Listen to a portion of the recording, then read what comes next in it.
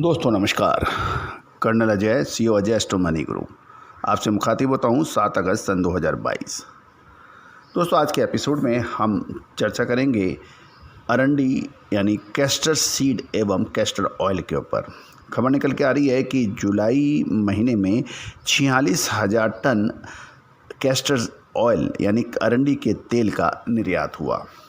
आगे क्या संभावना है, क्या खपत है, उसकी पूरी जानकारी जानिए पूरी रिपोर्ट विस्तार से।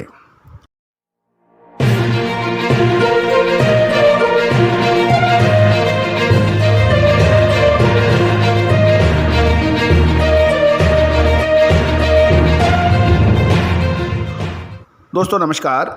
Colonel Ajay, CEO Ajay astro money group.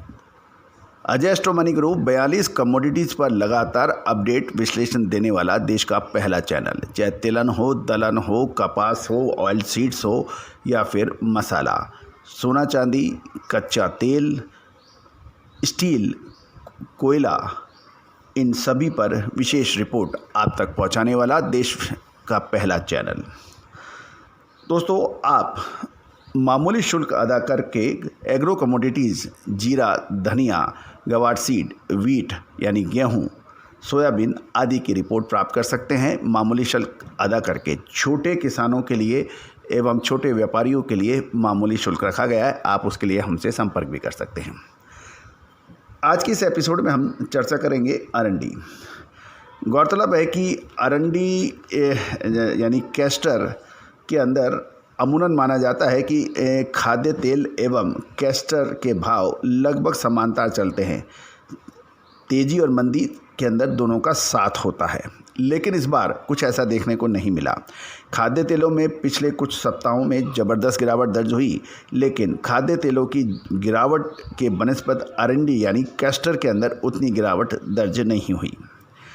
उसकी प्रमुख वजह हर विशेषज्ञ अलग अलग देता है, लेकिन ग्लोबल मार्केट के अंदर ग्लोबल रेसेशन या अमेरिका के अंदर लगातार विकास दर पिछले 3 तिमाही से लगातार 2 तिमाही से घट रही है और बाज़ारों के अंदर काफ़ी महत्वपूर्ण परिवर्तन देखने को मिल रहे हैं। इसका असर पूरे विश्व के बाज़ारों पर पड़ रहा है। रूस और यूक्रेन की लड़ाई का भी असर पड़ रहा है।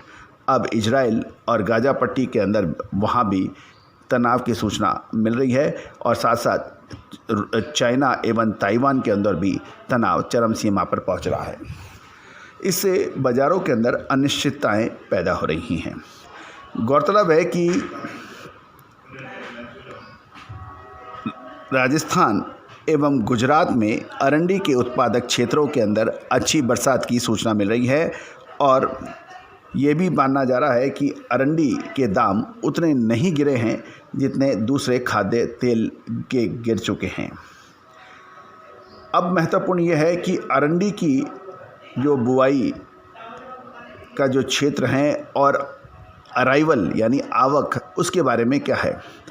अरंडी की नई फसल आने में लगभग 6 महीने का समय बाकी है और ये 6 महीने यदि हम डिमांड एवं सप्लाई की तरफ एक नज़र रखें तो लगभग अरंडी का जो तेल का निर्यात लगभग 50,000 टन प्रत्येक माह होता है। यदि हम देखें कि 50,000 टन की जो अरंडी का जो तेल जो है, जून महीने में 56,000 टन का निर्यात हुआ था, जबकि जुलाई में 46,000 टन अरंडी के तेल को निर्यात की सूचना है। एवरेज रूप से हम माने कि एक्सपोर्ट लगभग 50,000, साथ साथ कुछ डेरिवेटिव्स के लिए देख लें, साथ साथ लोकल खपत की भी बात माने तो लगभग 55 से 60,000 टन अरंडी के तेल की आवश्यक प्रत्येक माह बन सकती है। और यदि हम अगले 6 महीने का देखें तो 50 से 60,000 टन अरंडी तेल के डिमांड के लिए लगभग 16.20 लाख बोरी अरंडी की आवश्यकता भी पड़ सकती है। और यदि हम अराइवल डेली देखें, यानी डेली जो अराइवल है, वो दैनिक जो अराइवल है या दैनिक आवक है, वो मात्र 20,000 बोरी की बताई जा रही है। और यदि हम स्टॉक का भी देखें तो उसके ऊपर भी इतना नहीं है जितना उसको रिक्वायरमेंट है। और ये भी माना जा रहा है कि गुजरात में अरंडी की क्रशिंग करने वाले जो प्लांट हैं वो मात्र 50% क्षमता से ही चल रहे हैं। अरंडी के स्टॉक के बारे में हर व्यक्ति की हर जानकार की अलग अलग राय हो सकती है। किसान और स्टॉकिस्टों द्वारा अरंडी पर पकड़ चालू रखने की संभावना कम नज़र आ रही है। और विदेशी जो इम्पोर्टर है अरंडी के ऑयल के, उनके पास भी बड़ी समस्याएं जारी हो रही है। अब देखना यह है कि अरंडी के भाव आने वाले 2 से 3 महीने के अंदर किस प्रकार रह सकते हैं। और साथ साथ ये भी एक खबर निकल के आ रही कि तेलंगाना के अंदर अरंडी की बिजाई कमी पाई जा रही है, जबकि आंध्र प्रदेश में अरंडी की बुआई पिछले वर्ष से अधिक बताई जा रही है। आंध्र प्रदेश और तेलंगाना में अरंडी की बुआई लगातार घटने के समाचार मिल रहे हैं। तेलंगाना में अरंडी की बुआई गत वर्ष की तुलना में कम लगभग 10,000 हेक्टेयर होने का अनुमान है, जबकि आंध्र प्रदेश में गत वर्ष की तुलना में अरंडी की बुआई की समाचार बढ़ने के मिल रहे हैं। फिलहाल यदि कुछ अनुमान लगाया जाए तो आंध्र प्रदेश में 40 से 50,000 हेक्टेयर में अरंडी की बुआई होने की संभावनाएं नज़र आ रही हैं। तेलंगाना सरकार कपास की बुआई को ज़्यादा प्रोत्साहन दे रही है, क्योंकि कपास में शानदार मुनाफा किसानों को साल 2021-22 में मिला। तो ये भी एक बहुत महत्वपूर्ण इम्पॉर्टेंट खबर जो हम आप तक पहुंचा रहे हैं। और अरंडी की सप्लाई में निरंतर गिरावट की भी जो हमने आपसे चर्चा की, और जियोपॉलिटिकल टेंशन के बारे में भी जो हमने आपसे बात की, वो महत्वपूर्ण होगा अरंडी के एक्सपोर्ट के लिए।